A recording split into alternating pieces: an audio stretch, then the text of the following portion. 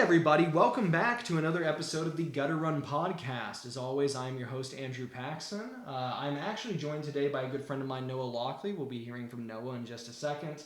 We've got some fun stuff for you today. We're going to hit it off with the news roundup, talk about a few trailers that have come out recently. I also wanted to say up top that we are now available on both Amazon Music as well as Apple Podcasts, so wherever you would like to listen to us.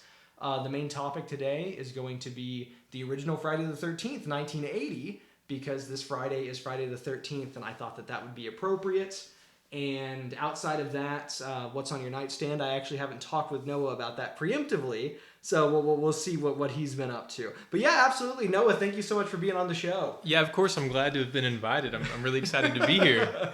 So Noah, for those individuals that haven't listened, you're new to the podcast. This is your first time being featured on the show. Yes, it is. Daniel, my traditional co-host, recently got married, so he is honeymooning currently. Congratulations, Daniel. Yes, absolutely. But I thought that this would be a very good person to bring on, because not only are you a equivalent movie buff to myself, I feel. We have different expertise, I would say. I would agree with that. Yeah, we kind of hone into different areas, but you've kind of gotten more into horror over the time that I've known you. Yeah, primarily because it seems like you're really into it, and that allows me to hear cool things, and I'm like, maybe it's not as scary as I thought it was gonna be. Yeah. Because I think my first real experience with horror was Hereditary. Yeah.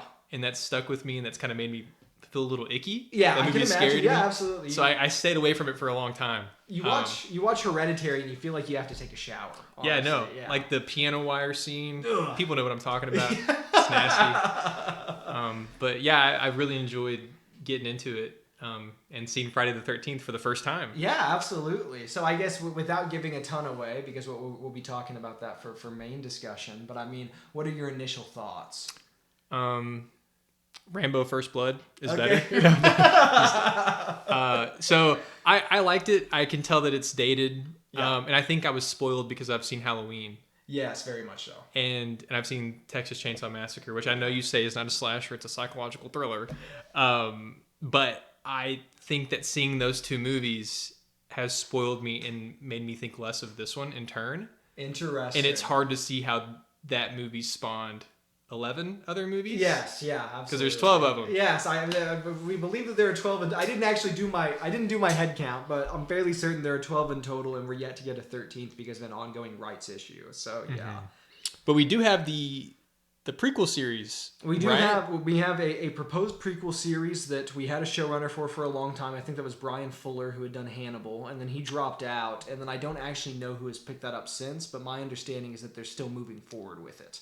I thought that I saw, and I didn't do any research on this either, but I thought Mike Flanagan, or whatever his name is, the guy that did like The Haunting of Hill House and Bly Manor. Could have sworn I saw something about him being in the sphere with that. He's taken over The Exorcist. That's so what I don't know if you saw that. That's what it is. Yeah, okay. My bad team. No. But yeah, so if you want to jump into whatever. Yeah, absolutely. No, so of course we're going to go through current events, some recent news roundup. You and I just watched the Minecraft movie trailer together, and I guess without being entirely too negative, since ultimately this is not meant for me, it looks bad. It looks pretty bad. I thought it was funny that our first comment that we both had was, why does Jason Momoa look like that? Yeah, it's really strange. I don't know what he's going for or what sort of character. Well, he looks like an alcoholic stepmom. He's got bangs. He looks a little bit like Carmela Soprano from The Sopranos. Yeah, he does. Just bigger and maybe more attractive. I'm not sure. I'm taken. I can't comment on that. But yeah, the movie looked bad. I don't know what Jack Black's up to, but it's nothing good. No, unfortunately not, which is very difficult to say because we come from, an era where School of Rock, I imagine, was very big for you as a kid. Yeah. It very much was big for me too. So, well, I even enjoyed the Super Marios. He was really fun as Bowser. I thought that recent movie was really pleasant. Mm-hmm. I went and saw that with my partner, and it was just a really good experience. And that's a movie that is obviously meant for kids that I very much enjoy. Whereas this Minecraft movie, people are already kind of defending it online. This is not meant for you.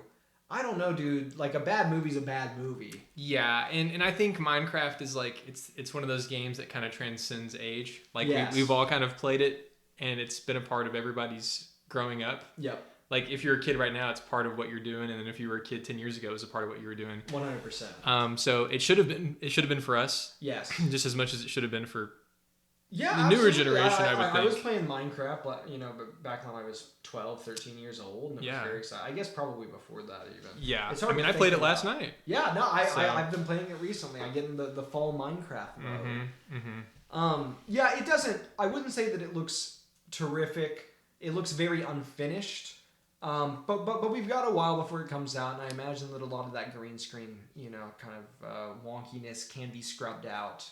I guess when I heard that Jack Black was involved, I automatically assumed that he would be in block form. Yes, yeah, absolutely. And the fact that he's not, I think that bothers me the most. This should be an animated feature. It's entire thing. Strange to me that it's not. Yeah. You think there's going to be like a Herobrine, or however you say? A lot of people online have already made jokes where somebody would be talking to like Jason Momoa or something and be like, "What are you doing, what are you doing? You're supposed to be a hero, Brian." And then Jason Momoa turns around and he does the, "I'm thinking I like that name." And that'd be good. That's stupid. That's That'd bad. But also, the people online are cooking. Apparently we got to let these people in the writers' room. That's what I'm saying. It's better than whatever they're doing with the Minecraft movie. Okay, so I would say generally unenthusiastic. Yeah, 2 thumbs down. 2 thumbs down. Okay. But I will be there. Yeah, I'm probably gonna see it regardless. Yeah, I mean I've got the AMC. Yeah, pass, you do. That's so true. I go see bad movies all the time, and this won't stop me. So I've developed a proprietary review scale. Now, initially, I had started with I just stole Mr. Sunday Movies thing where I was like best movie ever, worst movie ever, and then That's I'm a like, good one though. No, it's a good one. It's a good one, and then I'm like, well, I want more variety, and also I don't want to be ripping off my idols the whole time that I'm doing this. So here's what we've got: from highest to lowest, must see regardless of circumstance, worth paying money for, best seen on someone else's dime, background noise, not worth your time, and then avoid at all costs. I'm going to say, having seen the Minecraft trailer, this is probably going to be a good background noise movie where you can throw it on and do something else and not have to pay attention to what's happening. Yeah, I think I'd have to agree with that. Because I'll never seek this out and watch for the quality of film. No. But I would probably put it on to fall asleep too. Yeah, so yeah, that meets the absolutely. requirements. Yeah, I agree with that. meets I the like that scale. requirements. That's good. Thanks, dude. So what did you have? Did you rate Alien 3? We on didn't that rate, scale? We didn't rate Alien 3 on that scale because at that point in time, I think we were just doing the would you recommend this or would you not recommend this? Gotcha. But if I was to throw Alien 3 on the scale, that's a worth paying money for me. I like Alien 3 a lot more than most people do. So yeah, I'm Well, a I fan. think I think in the Alien movies we're both very similarly brained. Yeah, so I would agree with absolutely. that. Yeah, it's a better movie than people give credit for. Yeah, That's 100%. for sure. And also, my worth paying money for doesn't mean that it's all of these are not, if you were to put them on a 1 to 10 scale, they probably take up a wider range. Must see regardless of circumstance doesn't necessarily mean a 10 out of 10. But for entertainment value, it's worth checking out. So no, it's good, and I enjoyed that a lot. Moving on to the next topic of discussion, there was also a trailer for Lee Winnell's upcoming Wolfman feature, and I noticed that we've had the original The Wolfman. Okay, and that was Wolf Space Man. Then we had the 2010 Benicio del Toro, Joe Johnston feature, and that was The Wolfman, but Wolfman was one word. And now this one has dropped the article, and it's just Wolf Space Man. Does this mean anything? No. Well, I think they should have hyphenated it. They could have done the Spider-Man thing. Yeah, I think that's what they should have hyphen man. Yeah, absolutely, 100%. But you and I sat and watched that together. This is a Blumhouse feature, which per our earlier discussion, that seems to be working either in tandem with Universal or a subsidiary of, potentially. Yeah, so I was at Universal last week, and I guess they were getting prepped for, what are they called? Halloween Horror Nights? Yeah, I guess they were getting prepped for that, and a lot of the booths were set up, and I saw a lot of Blumhouse stuff there. Yeah. So I guess the running theory is that maybe they've given them the monsters. Yes. The key to the monsters universe or whatever you want to call it, and they're Yeah. going to start making they made Invisible Man. Now they're making Wolfman. Maybe we'll see I don't know, Frankenstein or a Dracula in the future. Well, I guess we're already getting Frankenstein stuff. We are doing some Frankenstein stuff. It seems like Blumhouse might be an opportunity for like unique creative visions to interact with these characters in a way that they wouldn't have gotten to otherwise. Yeah, I at first I kind of like wrote off a lot of Blumhouse stuff. Yeah. But now I would like it to turn into like what A24 originally set out to be, which is like just creative freedom and like we're gonna fund this. Or Anna Perina or however you remember those guys. Yeah, I do. Now they make games. Yeah, right. But there for a little bit they were like the bastions of creative like freedom in a movie. And I think it'd be cool if Blumhouse kind of had that same sphere. I think so too. I think that Neon is also kind of like filled that void. I forgot about Neon. So, yeah. But no, ideally you could have all of these people working within that same space. Mm-hmm. You know, creating these creator-driven, unique takes on tried and true properties. There's obviously a market for it because those are like Pearl and X. Yes, and Maxine. Maxine, they seem to do really well. Yeah, I've only ever seen the first one. I like X and I like Pearl. I still haven't seen Maxine because I heard less than stellar stuff, and I've been meaning to rent it, but I've just been kind of busy, So I'm going to check that one out. Is it not on HBO Max or Max or whatever? I was going to say, I guess it could be now. I haven't checked actually, but regardless, we watched the trailer. I think it looks solid. So my original, I was very sad at first because I was still under the assumption that Ryan Gosling was going to be in this movie. So I got really pumped. And then Andrew broke the news to me and told me that he's no longer in there. Honestly, after seeing the trailer, don't care. Looked awesome. Looks really good. Looks strong. Nothing about that made me feel bad. No, absolutely not. I think it looks quite compelling. I like that this seems to be a very intimate feature, and I'm interested to see, because Lee Winnell did The Invisible Man in 2019, I want to say, and it turned out that was a movie that was adapting this like very old tried and true Universal Monsters character. Although maybe The Invisible Man actually predates Universal. A few of those do, but he's in the League of Extraordinary Gentlemen. That's true. He is. But that movie was effectively about domestic abuse.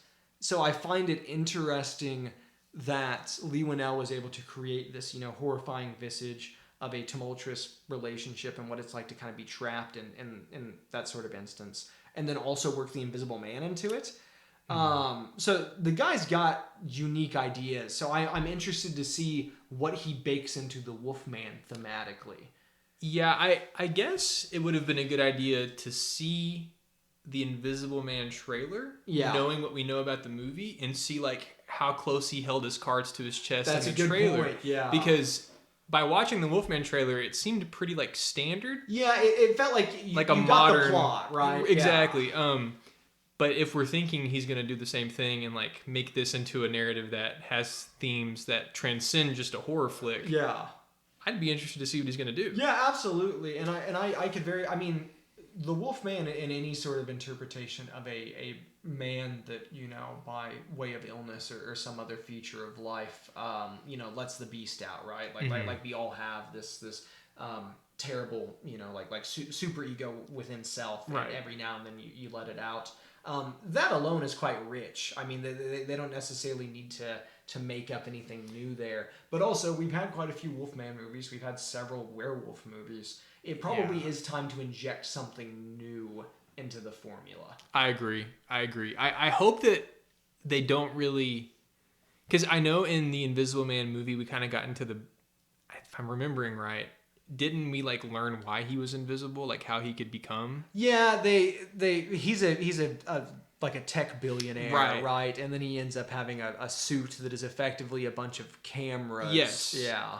I hope they don't do anything like that with the Wolfman. Yeah, I don't think it really needs to be grounded in reality. Like I would like it to be like we don't really know like what this illness is. We just know he has it. I don't need a science explanation. Agreed. Like he's been bitten by another Wolfman or something. Yeah. I don't want that. Honestly, I kind of prefer... Werewolves work really well when you don't give a definitive explanation as to it being like lycanthropy or anything like that. When it's just a person that all of a sudden got ill and is acting out violently. Yeah. Because then that can just be rabies, Exactly. Like there's nothing that says that like, oh, this person is going to, by moonlight turn into a monster. Mm-hmm. And then that's almost more frightening. Because you don't know what's going on. It's so mysterious. Yeah, I agree with that. But if you wanted to What's your ratings again? Oh yeah.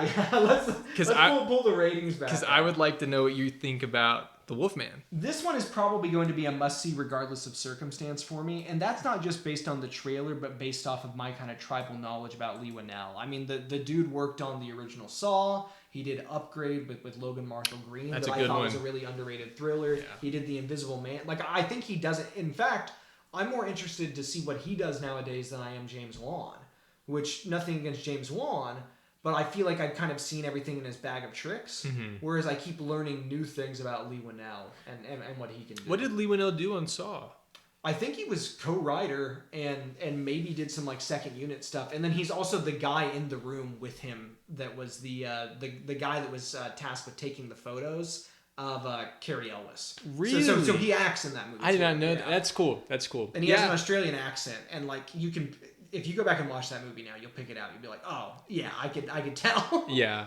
Well, that's cool. Yeah, I'm interested to see what he does too. Now that I know he's got like more than just the Invisible Man behind him. Because to me, I was concerned that was going to be like a one-off thing. Yeah. Because I hadn't really heard about him before, but it seems pretty promising. No, he's got good stuff going on. And then I guess since I did bring up James Wan, I might as well mention he has recently been rumored to, or potentially is being sought out to do a Creature from the Black Lagoon reboot. Which of all the Universal Monsters characters, he's like the only one that they've never took another crack at. The last Creature from the Black Lagoon film, I think, was the Creature Walks Among Us in, I don't know, 58 or something like that, I want to say. Maybe later. But I love those movies. I think that they're great, and I think that those are really unique ideas. John Carpenter was going to do one in the 80s where he was like the last member of an aquatic tribe of people in like the rainforest, and it was going to be about conservation. And the people that found him were there trying to find oil and stuff like that, you know? John Carpenter... Everything that man does is a banger, okay? Like, I really don't think that he's missed. But if you're going to have somebody do it, I think that James Wan is a very competent director that has unique ideas. Do I like all of his movies? No. But has he ever turned in, like a bad one? Absolutely not. I mean, the dude saw Aquaman 2 all the way through, okay? Kudos to that. So I put him on the same level as I do M. Night Shyamalan, where it's like, it may be or it may be... I don't know the cussing limits here. We try to be clean here so that I can click the box when I upload the thing. It may be garbage, but I know he put in a lot of effort. Yeah. So I'm interested to see what James Wan does too, because I've never been not entertained. Agreed. By one of his even movies. Malevolent. Yeah, like it may be bad, but I was still watching. But it was fun. It was fun. Yeah, 100%. First reactions to Joker 2, Folie à Deux. Joker 2, Electric Boogaloo. Joker 2, Piece of Poo. I was going to say Folie à Poo. Okay, well, yeah, but you beat me to it. So I'm sure that you saw some of this, or maybe you haven't yet. This is currently sitting, I think, in the 50s on Rotten Tomatoes, and IGN gave it a 5 out of 10. The reviews have been scathing. Yeah, I saw one review. I don't remember who it was, but they were like, I'm pretty sure Todd Phillips did this on purpose, and it's bad on purpose. Yes. And that's crazy to me, that they have this Oscar-winning film, which I still didn't really like too much. No, I mean, it's not... There are parts of it that I think are quite enjoyable. I just don't know how it didn't get copyrighted. Yeah. Like to me... Because it's just the combination of 3 other movies. Yeah, it's literally The Taxi Driver and King of Comedy. It's Taxi Driver, King of Comedy. I used to have one other that I threw in there, but I guess it's been a while. But yeah, like it's not exactly its own film. Well, I guess at this point for me, and you bringing it up just makes me like realize how angry I am that this is how they've like gone about the Joker. Yeah. I don't really care how you like interpret a comic book character. Like at the end of the day, it doesn't matter. There's room for interpretation. But just make a new character. Agreed. It's barely Joker. Yeah, like you're just sticking it on there so it sells like a lot of tickets. Like it's not meant to be the Joker, just like Harley Quinn in that movie's. Like that's not Harley Quinn. It's very obviously not Harley Quinn. Yeah, and so I think that just bothers me a little bit that they're willing to just stick a name on there and then just tell whatever story you want. There is some part of me that thinks that in the movie may be very true to the essence of the Joker, because it seems like this is just playing a practical gag on its audience by making not what anybody wants to see. But to me, that's almost like I don't want to throw like genius out there, like, you know, because Todd Haynes made the Hangover movies. Okay, I'm sure that Todd Phillips. Todd Phillips. My apologies. No, you're good. You. I wouldn't say that he's the most illustrious director out there, but the guy. He can make a feature that He's people competent. enjoy. He's definitely I mean, competent. the Joker was the highest grossing R-rated movie until Deadpool and Wolverine came absolutely. out. So he knows what he's up to. It cracked $1 billion, and I feel like it was shot for like 60 or something. Yeah, like I that, mean, so it's kind of crazy that it was as successful as it was. I would be interested to see how Joaquin Phoenix's performance changes from the first movie to the second, since that was Oscar winning. Yes, absolutely. And then if he just puts in the same performance of a similar quality, would it not just be considered Oscar worthy again, regardless of the quality of the movie? I unfortunately think that was one of those things where it was like perfect timing, where also there was enough press around. Honestly, if there was any more negative press around the release of that movie, it probably would not have been considered for the number of accolades that it was. But I don't remember it being a super strong year at the Oscars anyway. And then, I mean, not to get on some diatribe about the media's influence on people's appreciation of art and artistic merit. But I remember the Think Piece articles as that movie was coming out that was talking about how this was going to breed a generation of violent incels. Yeah. Yeah, I mean, we didn't see that exactly, did we? Well, if Taxi Driver didn't do it. Right, yeah. And I was the Joker sure ain't going to do it. The Joker is not going to. But I don't know. I'm probably going to see it, I feel like I'll be talking about it on this show, honestly. Oh, I'll be there day one. Absolutely. I have the AMC pass. I said it earlier, but I want you guys to know how big of a steal it is. It's 3 movies. You can see 3 movies a week, and you pay $20 a month. Literally all you have to do, and I promise I'm not getting sponsored. I wish I was, because we are not sponsored. But you only have to see 2 movies. Yeah. A month, and you make your money back on that. Absolutely, that's insane. Yeah. So sorry to. It's a really good deal. If I had one that was more centrally located to me, I would take advantage of that. I think. Yeah. And final point of news, very unfortunate actually. We received word earlier today that James Earl Jones has passed away at the age of 93, and I would say that in this day and age, when somebody passes away, people are very quick to cast judgment on them, and you'll very rapidly see firsthand accounts of the good things that they did, the bad things that they did. It all kind of gets thrown out there at once just because of the general internet discourse. People seem to have very good things to say about James Earl Jones. And that makes me happy. Absolutely, 100%. Yeah. I mean, he was integral to childhoods. Yeah. You're talking about Darth Vader. Yep. You're talking about Mufasa. Yeah. You're talking about The Sandlot. Yeah, absolutely. An insane run. No, he killed it, and he's touched so many different generations of young people and their kind of sensibility about art and how they appreciate it. And his voice is iconic. And fortunately, he's going to live on, from here on out, because Star Wars is not going away, people. I know that's going to upset some, but it's here to stay in its current format. Well, thank goodness the Alkalite went away, because that was bad. I should have had you on for that. Did you guys talk about the Alkalite? We didn't talk about it. Daniel does not watch really any of the Disney Star Wars stuff. Don't blame him. It's bad. Yeah, I mean, it's not very good. Look, when I watched Obi-Wan. Yeah, which I liked, by the way. I liked at least 3 episodes of Obi-Wan. Oh, well, yeah, but that's the... Darth Vader stabbed a kid's neck. No, every time Darth Vader's in there... Yeah, good stuff. Awesome. Yeah. But if I have to look at Leia and her act that way... I want to... There's no camera here, but I was strangling. Is what I was doing, because I didn't appreciate that actress.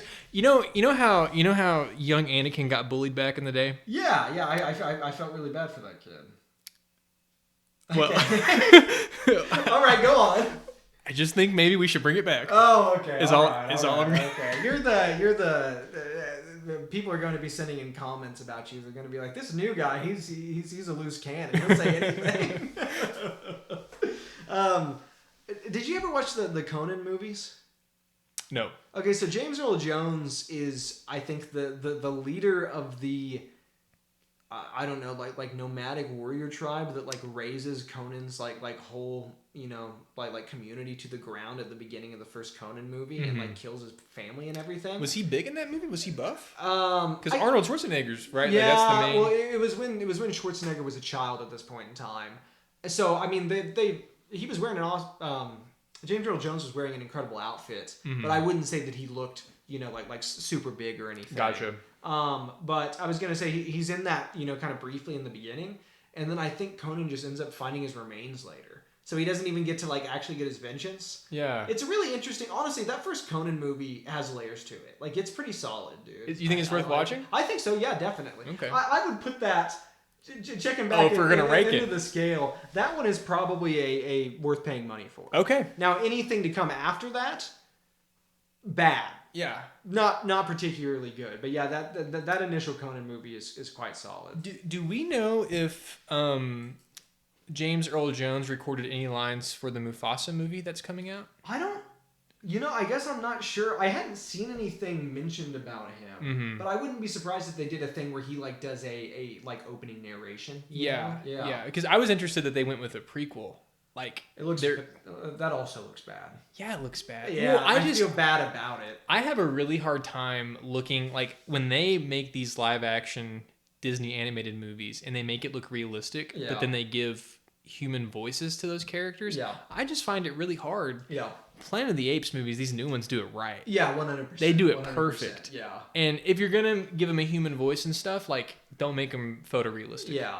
But I think that the Apes movies do get added benefit and that they are adapting creatures that ultimately have more comparable human expression. Because when you try and make a lion cub like laugh, Jesus Christ, it's horrifying. It's horrifying. It is horrifying. It's one of the most terrifying things I've ever seen. Yeah. Yeah, I don't like the new Disney trend of kind of just like remaking, some of their golden features of the animated years, and then just it's like it's a license to print money though. It is. They're going to make a bunch. Yeah, it's ridiculous. If they're going to remake any movies, they should remake Treasure Planet and Atlantis. Yeah, absolutely. 100%. Those should be at the forefront of their brains. Yeah. And I don't know why they're not. Because those are the ones that didn't perform as well initially, right, that I think have really grown a following since. Yeah. And they're the ones that would most benefit from another crack at them. Well, if a man if anybody came up to me on the street and was like, "What's your favorite Disney movie?" Hand on the Bible, Scout's Honor. I'm saying Treasure Planet. That's incredible. That movie is phenomenal. It's amazing. Wow. Yeah, I love it. I had it on VHS growing up, and I'd watch it all the time, and it's amazing. Huh. Good for you. Second best. Yeah. Is going to be Monsters Inc. Okay. I mean, so do those Pixar movies get grandfathered in? I was about to ask you that. So, well, I'm pretty sure Toy Story came out and Pixar was its own thing. Yes. And then I think Disney bought Pixar after that. I guess I thought that was a ways late. Like it could have been. I could be just speaking nonsense. Because I was going to suggest to you that my favorite was probably either Monsters Inc. or I don't know. It might just be Monsters Inc. is really solid. I think that's the one I watched the most as a kid. I love The Incredibles as well. Yeah. It's our best Fantastic Four movie. Oh, that's great. I never even thought about that. It's just the Fantastic Four. I have never thought about that. Really? Well, I mostly just kind of think about Mrs. Incredible. Elastigirl. Yeah, come on. Oh, I went to Disney last week. Yeah. And the whole joke, the entire time was that if I see Mrs. Incredible, I'm getting a picture with her. Yeah, absolutely. You should. Why First day there, not 30 minutes into the park I'm at. Okay. I see her from afar. Yeah. Rush to get there. She gives me a hug. We take a picture. That's best sweet. day of my life. Good for you, dude. I'm happy to hear that. Yeah. Mm-hmm. All right. Well, we've discussed the news of the week, so that leads us into our main topic, which we talked briefly about earlier. That is Friday the 13th, the original feature film released in 1980, 2 years after the original Halloween, and then 6 years after the Texas Chainsaw Massacre. I think that's how that works. 74 to 80. Yeah. Okay, we're good. I can do simple math. Quick math. This was directed by Sean S. Cunningham and written by Victor Miller. Recently, and actually for the past decade, I want to say, we have neglected to get any other feature films in the Friday the 13th franchise because of an ongoing rights dispute between those two creatives over who exactly owns, the licensing rights to this series.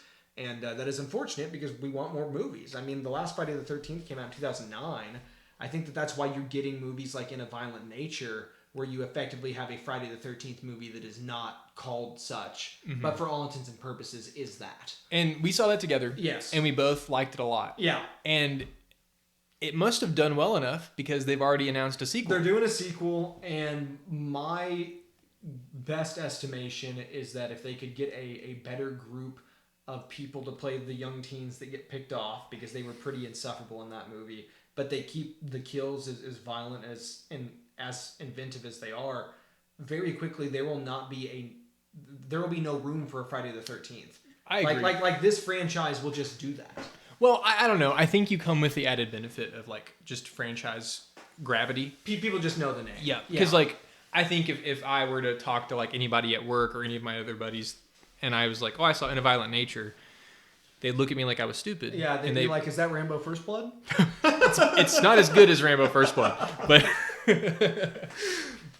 but yeah, they wouldn't know what that movie is. But if I said Friday the 13th, anybody knows. Everybody in the world knows Friday the 13th for the most part. Yeah.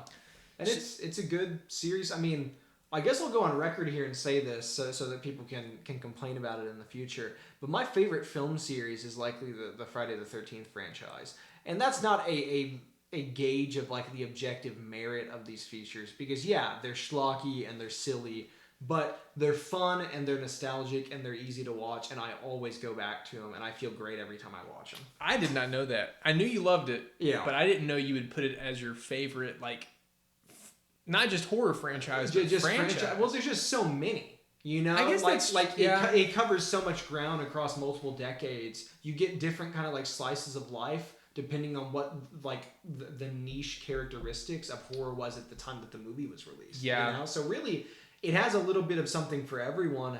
And like I would never go like, oh, you know, I would never go, oh yeah, like these movies stack up to even the Halloween franchise, because that's another storied franchise that has several installments that kind of change over the years. But I think that the Friday the 13th series, probably because it didn't set a super high bar, has been the most consistent.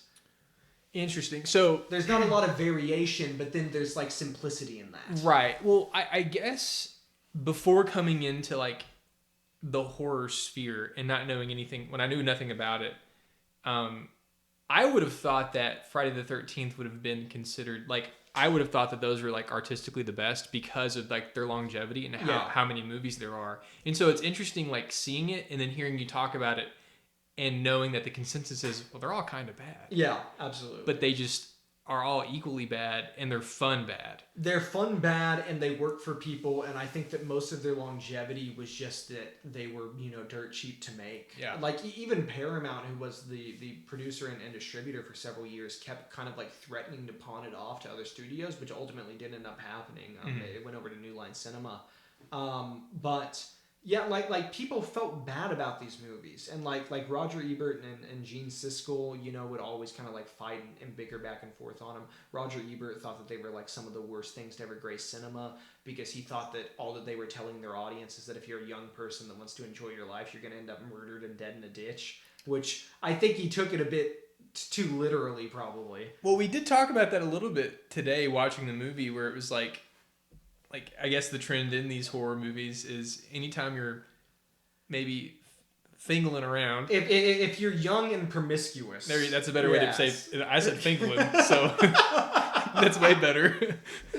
If you want to express some sort of, you know, innate romantic desire for another person in a horror feature, because of this very early adopted kind of Freudian psychosexuality, you're gonna die. You know, that's par for the course. And, you know, you saw that in Black Christmas. You saw that kind of solidified in John Carpenter's Halloween. And it was taken, you know, to new heights and really, you know, made kind of like a mainstay for the series and for the genre as a whole with the Friday the 13th franchise. Yeah, I remember watching In a Violent Nature with you. Yeah. And we were like, nobody got naked. Yeah, that's true. No, and or if they did, it was very minor. Correct, and that's not to say that, you know, it was a disappointment so much as it was just a shock. Surprise. Yeah, it's a shock because it is a mainstay now. Absolutely, and the precedent was probably set by Friday the 13th. So it's almost exciting when you see horror movies step out of that box, because you're like, okay, well, maybe they are doing something neat. And in the case of In a Violent Nature, I guess its main kind of, you know, thing to hang its hat on was that it was told from the perspective of the killer. But ultimately, I don't know how much that really added to the experience. So after watching Friday the 13th, I wasn't expecting the kills to be from the perspective of the killer. Yeah. And after watching it, I know why they did that. Yeah. I don't know how spoilers work here, so I'm not gonna. I mean, the movie's old, so I was gonna say, honestly, if you guys haven't seen this one, you know, feel free to check it out. We can go ahead and give it a recommendation before we move into spoilers. Look, this isn't great, okay? but I'm going to go with a best scene on someone else's dime, okay? It's not the best of the Friday the 13th movies, but I think that it is historically significant, and I think that it did kind of, kick off this very historic, pop culture heavy franchise. Everybody in the world knows the hockey mask clad killer, okay? So yeah, I'm going to say this particular feature, best scene on someone else's dime. Most of the franchise, probably background noise at best, except for the one or two instances where I feel like that they really have, some solid footing on it. But what would you put this at, given the review scale? Considering I did see it on someone else's dime, because it was your dime. He cooked me dinner. That's true. I did. I wined and dined Noah so that he would be able to sit through Friday the 13th. Yeah. And I really enjoyed my experience. But I do think if I had sought this out alone and I wouldn't have had like a friend to watch it with, I wouldn't have enjoyed it as much. Yeah, it would have been really hard to like commit to the entire movie. Yeah. Because for how short it is, man, it drags. It drags. And that'll actually take us into spoilers right now, if that's something that you're still concerned about for this movie that is, 40 plus years old or whatnot. Yeah. So I was interested in that they framed the kills from the perspective of the killer. Yeah, so it's really not that unique when you see something like in a violent Exactly. They just expanded upon that. Yeah. And I guess when we talked about the movie, you never really mentioned that. Yeah.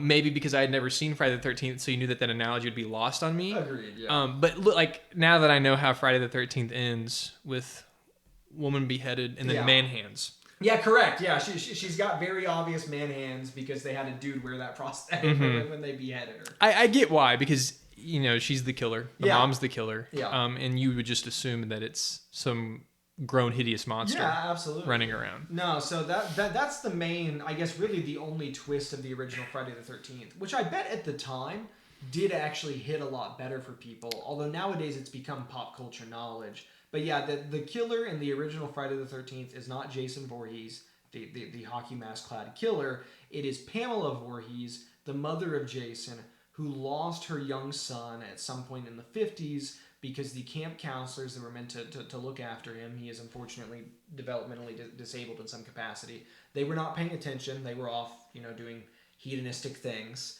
And Jason drowned, and that seemed to break something in Pamela to such an extent that now anytime that they try and reopen the camp, she is systematically executing all of the would-be counselors or campers to ensure that nothing that...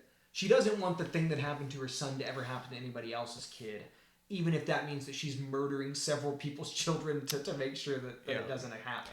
So I guess I have a question. Yeah. At the very beginning of the movie, it's set in the 50s, and, yes. and two people are murdered. Yes. Presumably that's after Jason has already drowned? Correct. Yeah. How far after? How much time has passed? I think that's supposed to be like the first instance in which it occurred, so that probably would have been like within a year. Okay. But then I think that was 56 is maybe what it said on there. Yeah, and that then the seems movie's right. supposed to take place in 80. Right. To my understanding. So like that's a good, I guess 24 yethat's where, thank you, appreciate that. I have a hard time doing mental math, folks, and Noah's helping me out over here. But that's a pretty significant duration of time where she has apparently just been murdering people as they've tried to reconvene and open this camp, Mm-hmm. So if anything, Pamela Voorhees might be an almost comparably prolific killer to Jason, just based off of the time that they were active. So earlier, I want to circle back to something you said where it was... this was probably a pretty big twist for the time. I would think so. Well, was Psycho not something similar where it's like... Yes, it was. You have this killer, but there is a background character, and it's his mom. Yeah. Which feeds into maybe some more Freudian stuff. Yes, absolutely. So it's just nasty all around. What, 100%. But yeah, like, I think...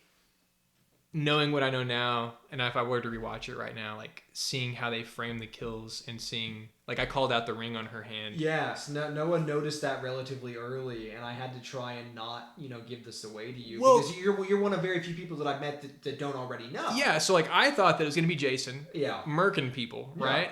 And I was like, man, why does Jason have a big old ring on his hand? Like that seems weird, unless he's punching people with it. Right? Yeah. Because I assume he's like got big strength. He seems like a guy, especially if you end up watching part 2 with me, if we make this a recurring segment, he is very much like a lumberjack, hermit-looking, just like monster of a man in the second film. Is he comparable in strength to a Michael Myers? I think so, but it's tough to draw the delineation. It probably depends on a movie-by-movie basis. Right. Because Michael Myers, as he exists in really even just the first Halloween, is this personification. He is the shape of evil, right? So even though he has his trappings in being a young, disturbed man that murdered his sister and then was, put in a psychiatric institution, he seems to have some power that is derived from his sphere of influence. Whereas Jason Voorhees, for his first 3 movies, well, really his first 2, so part 2 and part 3, is a guy that is kind of, he's not all there mentally. He's confused as to why people keep invading his space. He's murdering people more out of necessity or maybe fear for himself than he is out of like malevolence. Well, Erica mentioned... and he takes hits, and they hurt him.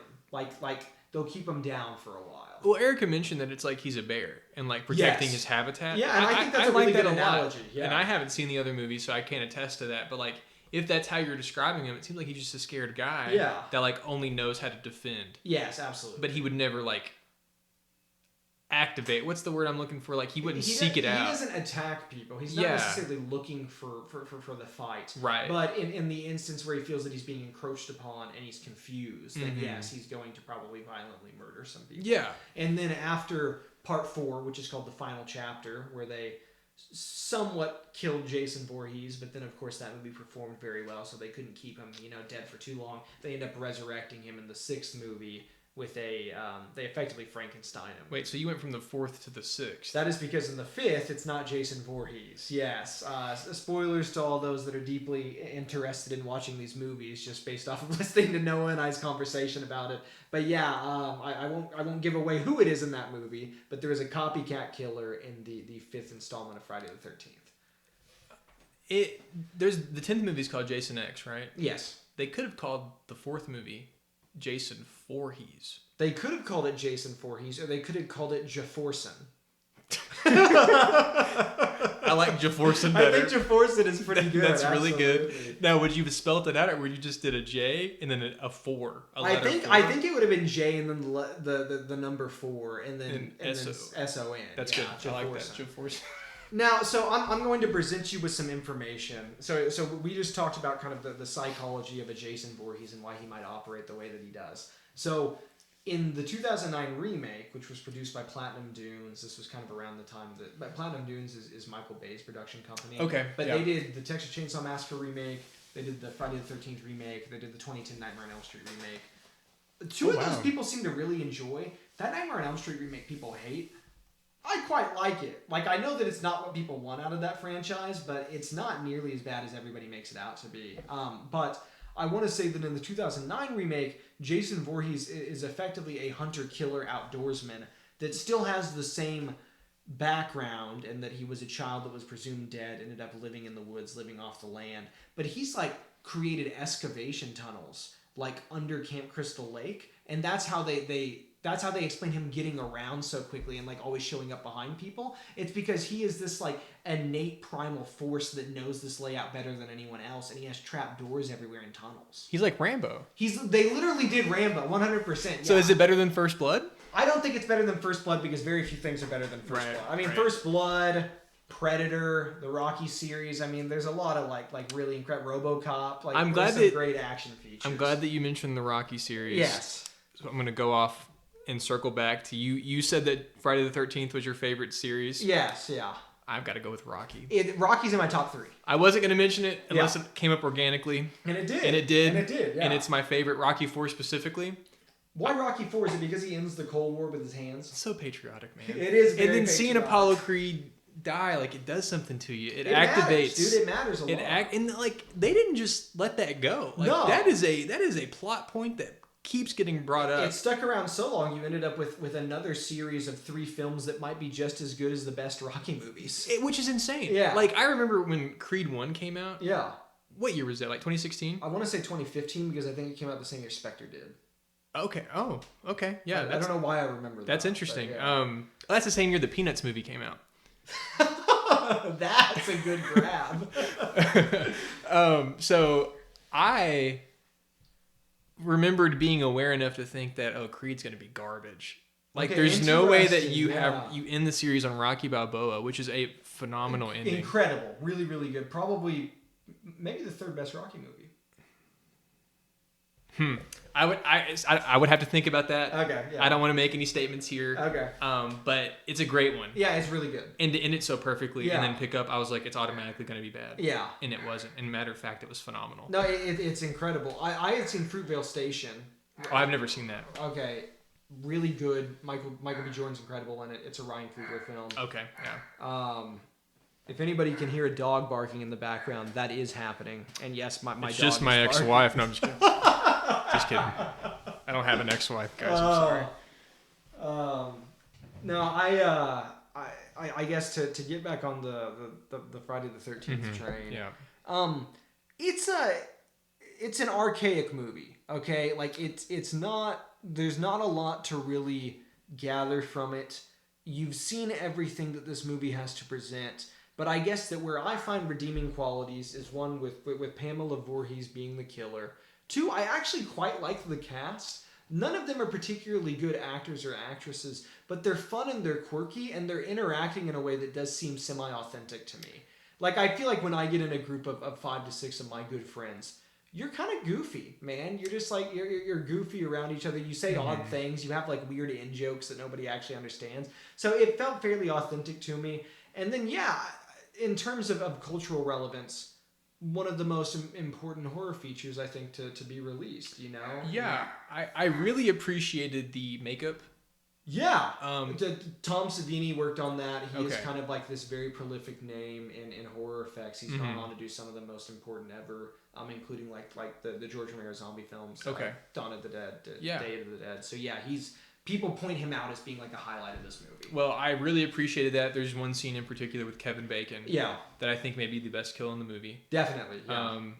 Where an arrow, you know what I'm talking about? Yeah, they put that arrow up from under the bed through his neck, like out the front of him, and they have one of those squibs in there where they're spurting the fake blood as well. But it looks good. It looks it's really solid, good. Like I can yeah. tell it's fake because like we're so used to it now. Yeah. You know. But like I mean, if I had been a 12-year-old boy and I saw that in the 80s, I would have been freaking out. Absolutely, yeah. And I do think that this movie has one of the better jump scares that I've seen in a movie of that era, because that kind of predates, like, jump scares have been around as long as horror movies have been around. Well, as long as horror movies with sound have been around, I guess is a better way to put that. Yeah. But I don't think that they were so heavily relied upon until actually much, more recent. I recall jump scares being very relevant in kind of the like mid to late 2000s, especially with things like a Paranormal Activity or something like that. But at the end of the film, when our final girl has decapitated Pamela Voorhees, she, rows herself out into the middle of Crystal Lake. There's this, beautiful idyllic sunrise, and there's the fall leaves, and everything looks so, picturesque. The music. And the music is really hamming it up, I think. Like, it almost seems like a Lifetime made for television movie. Yeah. And then so abruptly, it almost seems like it was like between measures in the score or something. Like you're not expecting it. Yeah. And the like rotting corpse of Jason Voorhees comes up from the water and tackles the girl and then pulls her in. And it's revealed immediately thereafter that it's a dream sequence, but I think that somebody either in the writer's room or involved with putting the feature together wanted to leave that open in case they were to pick this up in the future. A lot of foresight. Yeah, honestly. I mean, that. it's difficult to know for certain because sometimes you just throw stuff at the wall and hope that it sticks. But yeah, like, to end up getting as many films as you have out of this, it's really good that they included that scare to begin with. Because otherwise, how do you pick up with the Jason Voorhees? Yeah, exactly. So no, it's quite good. We've given it our rankings. Do you have any other kind of notes or things that you thought would be worth discussing? I mean, not off the top of my head. I guess the final note, and I kind of already said this earlier, was like, yes, it was good, and I can see the vision, but I still think I was a little disappointed. Yeah, I get that. I get that. After its monumental name. Yeah, I think that hope, ideally we continue to do this. If the podcast hasn't gone under over the course of the next several Friday the 13th, we can kind of just do, each movie in succession. And I think that once we get to like a part 4, you'll be like, oh, I get it now. Have the payoff. Like, this is it. Yeah. Definitely. Yeah. And they're all fun enough to watch. Like, I don't think that any of them really feel like a slog. Yeah. So yeah, it's an enjoyable experience, and I don't know if there's a solid response to this episode as well. We could end up doing some sort of ranking. I would love to do a full episode just talking about all of these movies. I think that'd be a lot of fun. Absolutely. Well, those are kind of our thoughts on the main topic today, which means that we'll be moving into what is on your nightstand. So Noah, I don't know if you're familiar with what's on your nightstand, but effectively, whatever you have been watching, reading, playing, anything that you want to talk about that you've been interested in your spare time, this is your place to air that. Okay, so I am a big fantasy guy. Yes. I read a lot of fantasy books. If it's got a dragon in it, if it's got a troll or a goblin in it, I'm there. I'm instantly there. Yeah, absolutely. The book I've been reading has no dragons and no trolls and no goblins. Okay. But it is fantasy. Okay. And I think it takes a lot of inspiration from like A Song of Ice and Fire, which is like Game of Thrones. Yeah. Where it's very grounded and it tries to tell like a relatively realistic narrative in a fantasy world. But it's called the First Law Trilogy. I finished the first book last week and I'm reading the second book. Now I'm about 40% of the way done with it. And it's like the standard unlikely characters go on a big journey across a foreign land together to seek some big MacGuffin. Fellowship of the Ring? But with gray characters that you don't really know their moral stance. Okay. And you don't know like why they're doing this for, and like it's not like a typical good versus evil thing. Yeah. And it has a lot of like different POVs where you follow like maybe like the prince that's gotten everything and now he has nothing, and you follow like the hero turned evil, and then you follow like the magic, the guy that knows the magic and he's mysterious and old, and you follow like the barbaric guy that doesn't really know much but he's good-hearted. Interesting. And they all come together, and it's like this narrative of them going on the journey. And it's just really I thought it was going to be standard. Yeah. Like I really thought I was going to go into this thinking like I've read this 10 times. I don't want to finish it, but I can't stop reading it. Really? Okay. It's by Joe Abercrombie. Okay. So the First Law Trilogy by Joe Abercrombie. Not related to Abercrombie and Fitch. That's Abercrombie. Is it really? I think there's a M in there. Is there not? I don't think that there is. Sure it's Abercrombie. I think you're thinking of the M because it's Crombie. I'm pretty sure it's Abercrombie. Crombie, maybe. Okay. Well, I don't think they're related. But this guy knows how to write fantasy. Okay. Yeah. And he has like more books that are connected in the same world. So like if I'm really into it, then I've got like 7 more books to read. Yeah, I think that's incredible, and I like that the idea that there is. I dig mysteries. I think that's also part of why I like horror as much as I do, because it's like who's killing the people, you know? Right. I like that this idea is that you have a colorful cast of characters, and because you're, delivered the narrative through different perspectives, you don't always know what this person knows or this person doesn't know, what their allegiance is, whether or not one of these guys is going to stab the other in the back. Like that sort of ambiguity is very exciting if you're going to have to follow this group. For sure. And these books tend to be bigger. Yeah. So like I don't want to spend my time reading 700 pages about a cast of characters I don't like. Yeah. And like how the first book starts out is like all these people are in separate places. And you don't really know that they're going to come together. Awesome. But the way that they come together is like genius and unexpected. And I really appreciated that. See, that sounds like something that I would be interested in checking out. Yes, so yeah, I probably should. Okay, so that's a solid recommendation. Yeah. Okay, sweet, dude. I'm The First Law Trilogy by Joe Abercrombie. I'm not sponsored. No, he's not sponsored, but when I listen back to this, at least I'll have that very official reading. Okay, well, no, that's great, man. Thank you for sharing that. I appreciate that. I'm not super, familiar with fantasy, but what I decided to check out the other day is that I rewatched the 2010 The Wolf Man, which we've made reference to earlier. Benicio del Toro, Emily Blunt, Anthony Hopkins, Hugo Weaving. Like, incredible cast. Directed by Joe Johnston, who did The Rocketeer, and then more notably for most people, he did Captain America: The First Avenger. Okay. So he's a guy that knows how to put together kind of a fun historical epic. He's the wrong choice for this movie. So was it bad? I remembered it being great because this was one of those movies where I was old enough to be aware of films that were on the horizon. Like I would watch trailers and stuff, and I was like excited for these movies to come out, and then I would be like, "Hey, Dad, can we go check out the new Wolfman?" And he's like, "Dude, that looks great. That reminds me of like American Werewolf in London and stuff." So he had kind of like a cornerstone for his interest, and then I was just kind of getting into this stuff. Right. So this was one of the first experiences I ever had with werewolves outside of like the Underworld franchise. Because those just happened to kind of be that was what was around when you and I were young. I love that. I love those movies. It's a guilty pleasure. It's a guilty pleasure, yeah. That and the Resident Evil movies. Oh. See, I like maybe the first 3 Resident Evil movies, and then they really go, full tilt, kind of off the rails. Mm-hmm. I think every Underworld movie is pretty watchable. Yeah. Again, though, I think first 3 are the best of them. Because I think there was 5, maybe. And I remember seeing the very last one in theaters. Oh, jeez. In the Forest City, Arkansas movie theater. Okay. And a guy was huffing paint right behind me. That's incredible. Because he dropped it and it rolled down. And I think that really added to my experience. Absolutely. Well, I was going to say, he was probably loving the movie, though. Oh, yeah. No, he was having a good time. Yeah. Okay, good for him. Well, look, if I were to put this one on the review scale, I think I don't even know if I would call this background noise. I just think it might not be worth your time. Really? Which is horrible, and I hate saying it because it has tremendous creature effects, like practical makeup effects that were done, I think, by Rick Baker, who, again, like one of those guys that in the world of horror features, like he's done some of the best stuff that anybody's ever seen, right? Like he's a staple of this kind of genre.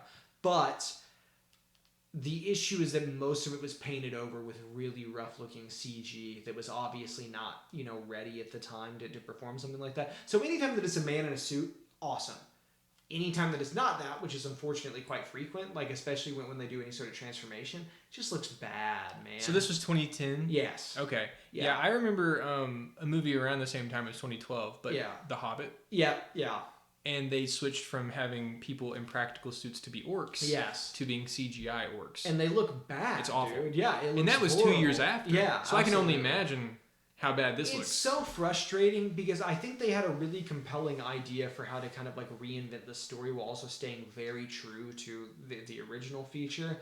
And Anthony Hopkins is in it, and you would think that he would be a great grab, but he is just sleepwalking through the role. He's not interested in being there. Emily Blunt, I think, is doing her best with what she's given. Like she's a genuine talent, but her and Benicio have no chemistry whatsoever. So it's just like, honestly, the best part of the movie is Hugo Weaving. Mm-hmm. Well, look, I should say Benicio really cares about the story and was apparently a huge fan of the original and like pined to get the role. So I can tell that it matters to him, and he's definitely, he's trying his little heart out. It just, all the pieces were not coming together. Yeah. I think that Joe Johnston ultimately had a really rough go with the studio as well. They had several mandates that he was trying to live up to. They kept kind of compromising his vision. So none of the parts came together to create anything that was particularly exciting, except Hugo Weaving is in it as a inspector that I think comes from an area in London maybe to kind of like oversee this. And he is the most competent and capable person in the movie. And even though he doesn't believe any of the, werewolf hullabaloo, once he sees the stuff, he's like, all right, guys, well, we're killing werewolves now.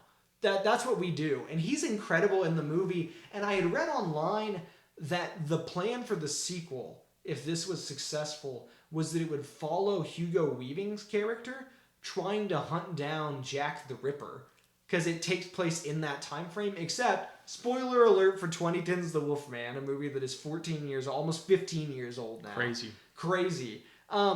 He gets bitten at the end and survives, but that means that he is now the new Wolfman, and he was going to be a police inspector Wolfman that is also hunting down Jack the Ripper, who may have also been a sort of supernatural entity. I read some versions online that Jack the Ripper was going to be a vampire. So then it would be Inspector Policeman Hugo Weaving that's a Wolfman hunting down a Jack the Ripper that's a vampire. Is that not incredible? This sounds amazing. That sounds amazing. And they never got to make it because the movie didn't perform particularly well because the budget got overblown with reshoots and like CGI painting over all of the practical effects. I almost wish you'd never told me that. Yeah, I'm sorry. I knew, so you had to know as well.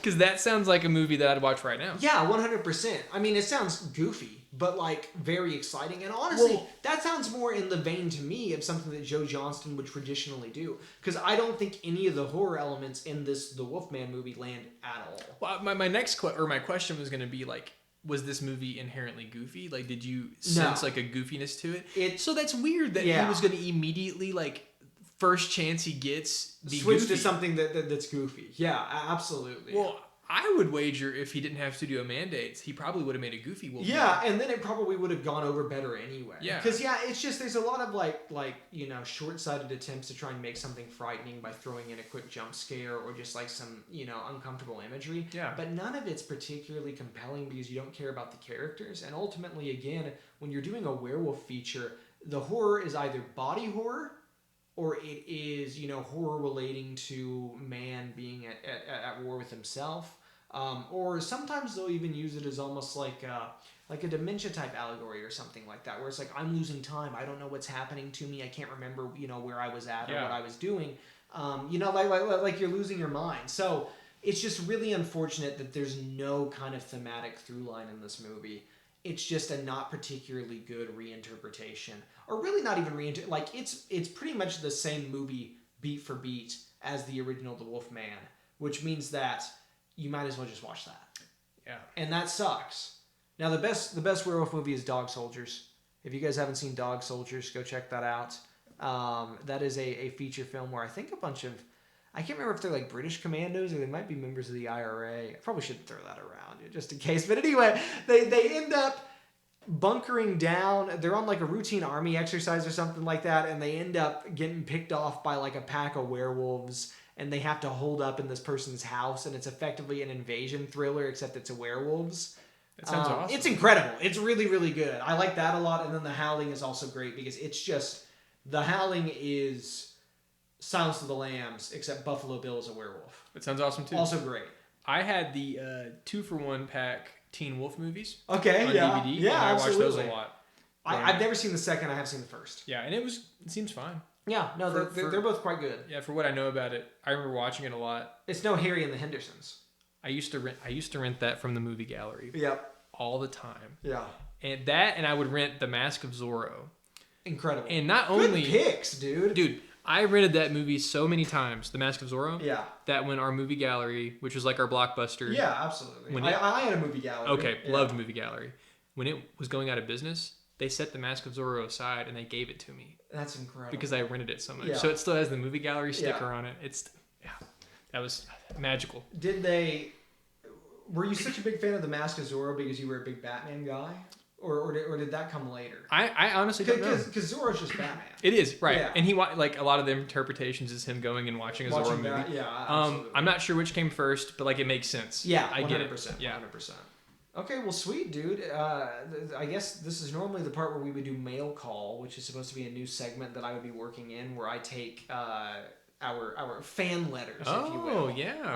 Although nobody's written any, so I have nothing to report on there. Yeah. So, I guess any other words of wisdom or something that you want to throw in before we cut this off? No, I don't think so. I mean, I really appreciate you offering to like let me be here. Yeah, absolutely. That was great. I've had a great time. I hope that if you continue to do the Friday the 13th franchise, I would love to be invited again and we could watch it and talk about it some more. Absolutely. But yeah, I mean, I think it's been a great time. I really appreciate it. I really appreciate it. If I ever do anything that is particularly in your wheelhouse, I'll definitely ask you back on. And then, I think this has been a super fun episode. I appreciate you joining me. And hopefully this means that Daniel, while on his honeymoon, can, not worry about the podcast and can just listen to one without having to be, bothered by actually commentating on it. Exactly. But yeah, all right. Well, thank you everybody so much for joining us for another episode. This has been Andrew Paxson and my good friend Noah Lockley for the Gutter Run podcast. We will see you next time.